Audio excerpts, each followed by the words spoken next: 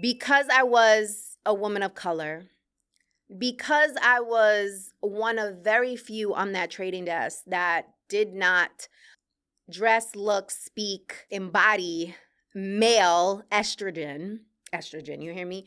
Male shenanigans. I couldn't curse, but it was totally okay for the fellas to curse. It was one of those shifting moments because I learned very quickly that if I wanted to be successful in this industry, I was going to have to play a game. I was going to have to be mindful of the space that I was in and understand that even though everybody else is doing it, there's still an expectation of me that I shouldn't because I'm a woman, because I'm a woman of color. And it was at that moment that I decided, like, okay, V, well, you gonna play the game or you're not gonna play the game? So I decided to play the game. And I ended up staying in Wall Street for a few years. And there were many instances that came up where it was okay for the men to do it, but it was not okay for a woman to do it. Or it was okay for a woman to do it, but if you were a Latina, it was frowned upon.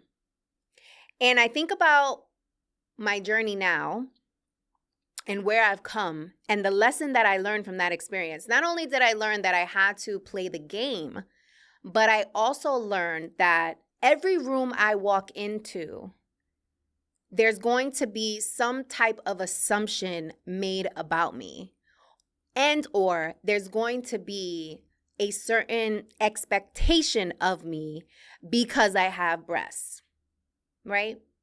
So that stood with me throughout my entire career and even now as an entrepreneur. So that's a story that I want to make sure that I include in the book, because I know I'm not alone. I know there are plenty of women who can relate to this story. But also, I hope it encourages the fellas who pick up the book to think about why was it inappropriate? Like, why is it inappropriate for a woman to do something, but if a man is doing exactly the same thing, he's cool. It's totally fine. No problem. He's a bro. Next story. Okay. Next story I want to share with you. This is a recent story from a meeting that I had with a longtime sponsor of mine. He has been an incredible partner for me since I started my entrepreneur journey 7 years ago.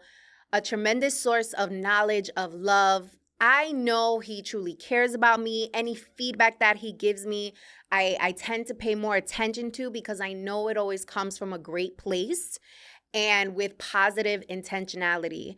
But there was a recent interaction that we had that made me pause and think a little bit about, is it because it's me? And you guys are going to get what I mean in a second. So here's the story.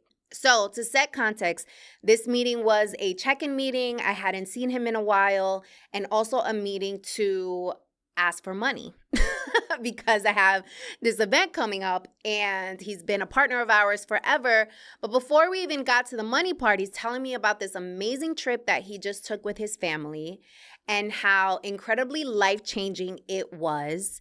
And how now he's completely transformed. His life has shifted. He is a new man. He has a new outlook on life, all the things. And I was like, wow, that's incredible. When somebody shares that type of story with me, I always want to learn more, right? Because my objective is always to live my best life and evolve.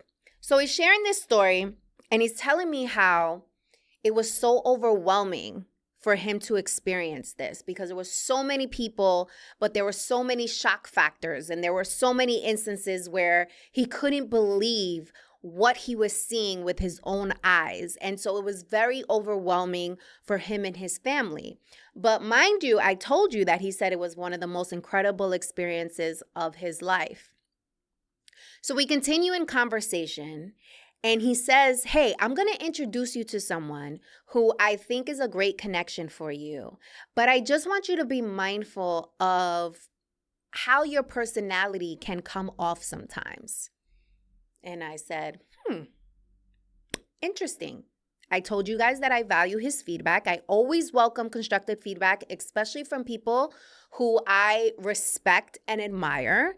So, I leaned in and I said, hey, tell me more. Like, what do you mean? And he said, well, sometimes, Victoria Jenn, your personality, it can be overwhelming. And I thought to myself, interesting. In this situation, he's essentially giving me a warning signal. He's like, hey, kind of like tone it down or be mindful that your personality can be overwhelming, and almost positioning it like it was a negative thing. But yet, 2 minutes earlier, he was telling me about his incredible experience on this vacation with his family, which he also categorized as overwhelming. So I thought to myself, when you get feedback from people, or when someone says you're too much, or you're this, or you're that, you should tone down this, or maybe you should approach it differently, I want you to take it with a grain of salt. Because here I have someone that I respect and admire telling me how he was so appreciative of this overwhelming experience because it transformed him. But then in the same breath, he was telling me, hey, your personality can be overwhelming, and almost positioning it as if it was a bad thing. How many times have you received some feedback from someone that kind of totally threw you off, unexpected, did not align with your values or how you think about yourself, and you internalized it, and you then second-guessed yourself a little bit, or you started to walk in rooms differently, or maybe you started to doubt yourself. And it was in this moment that I was like, when somebody gives you feedback about your personality, about who you are, or how you show up in a room, taking it with a grain of salt is so critical to your mental health and to your emotional health and just overall how you show up in the world.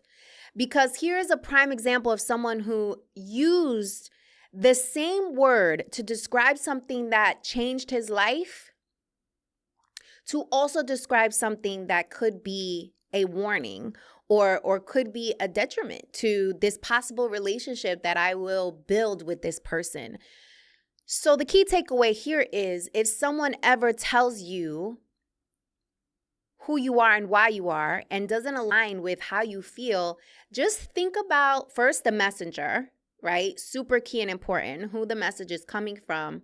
But also I want you to think about, is it true? Like, do you believe it? I know God put me on this earth for a reason, and I know that my energy